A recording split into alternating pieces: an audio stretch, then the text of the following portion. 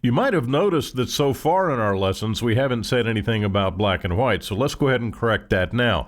And you're familiar with this image of Courtney that we've been working on. Let's also take a look at this combination portrait and landscape shot that was shot in the Dolomites of northern Italy of a couple of my workshop students. And by the way, if you've never been there, you need to put this on your bucket list. It's unbelievable. Let's go back to the image of Courtney, and I love it as a color shot, but let's take a look and see what it's going to look like in black and white. First thing I want to do, though, is show you how not to do it. And you may be tempted to just do it the simple way by clicking on Image, Adjustments, Vibrance, and then taking this saturation slider and then just pushing it all the way to the left. And that works. And if you like that, then I guess okay. But you're really limiting yourself and making this image look as good as it possibly can by doing it this way. So let's cancel this. Best way to convert a color image into black and white is to come up to Image, Adjustments, and here's the black and white link right here. We're going to go to this dialog box, and you'll notice that it looks exactly the same as taking the saturation slider and moving it all the way to the left. But see these sliders up here in the dialog box? Let's pull this down to here. You have reds, yellows, greens, and so on. Well, you can adjust each color in the color image individually. Let me show you what I mean. Now here's the reds, and if we move the reds lighter, look what happens to the image. That's pretty cool, huh? Now you take the yellow slider, move it to the right, same thing. And you may like that. Or you may want to do the opposite. You may want to take it down as a special effect. And like we've repeated 100 times, everything is subjective. But the point is that you have a lot of control over how this final image is going to look as a black and white by coming to the black and white panel in Photoshop. Now, a lot of people are into what's known as high key, and what that means really is just blasting the image a little bit overexposed. And we can do a high key effect by simply pushing these red and yellow sliders over to the right as far as you think the image looks good. Then we hit OK. Now, the second step in the process is to come up to Image, Adjustments, Curves, and then we can round things off. We can increase the contrast to completely get rid of the sweater. We can just darken it ever so slightly or really increase that high key effect just like that. The other way to do it is take this and go straight across. I'm not a big fan of that because it blasts everything.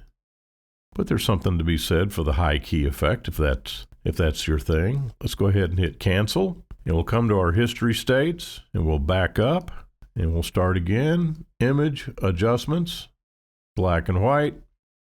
And I think my personal preference would be simply to just brighten this a little bit. Just about to right there. Hit OK, and then the second step in the process is come to Image, Adjustments. We'll get the Curves dialog box and then finish the image off by just giving it a little bit of brightness, just like that. And I like the sweater showing in the image, but I really like that result. That's very, very good. Let's take a look at the landscape image now. And I think it looks great as a color shot. But let's see what happens when we convert it to black and white. Come up here, go to black and white, and it really doesn't look very good, just as a standard conversion. We need to adjust things. Now, as we did in the portrait, we can take these sliders, run them to the right,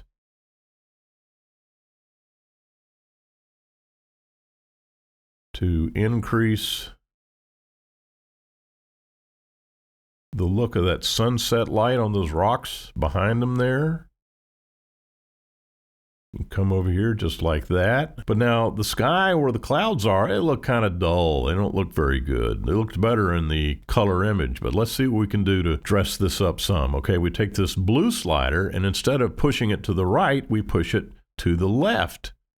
Oh, look at that. It darkens the blue color in relation to the black and white environment. And then cyan's very close to blue, and we'll adjust this one too. We'll come this way, and look at that. So we can adjust these any way you want to. Now, let me just give you a couple of words of warning about the green and the yellow sliders. Strangely enough, if you've got a green like trees or a lawn or something that's purely green, you'll get a much better result by adjusting the yellow slider. Now, this little area right here of grass on the hillside, if we adjust this to the right and brighten it or darken it, you see, we get much more reaction out of the yellow slider. But if we take the green slider, see, nothing. It's just one of the idiosyncrasies of this panel. So let's do a little more work on the sky. Push that down like that. And hit OK. Now, personally, I think this image needs to be cropped. There's a lot of dead space right here in the front that's really detracting from the mountains and the sky in the background. So let's go get the crop tool, and I've got the options bar here with ratio, and then what happens is that if you want to do what they call unconstrained cropping, then leave these two areas blank. You'll remember that we had an 8:10 value established up here. Well, if you just blank these out, you can crop it to any way you want to. So what we're going to do is come to the bottom, grab this little tab right here, and push it up just about to right there. I don't want to get it too far into the mountains. We'll go ahead and hit enter, and there's the result.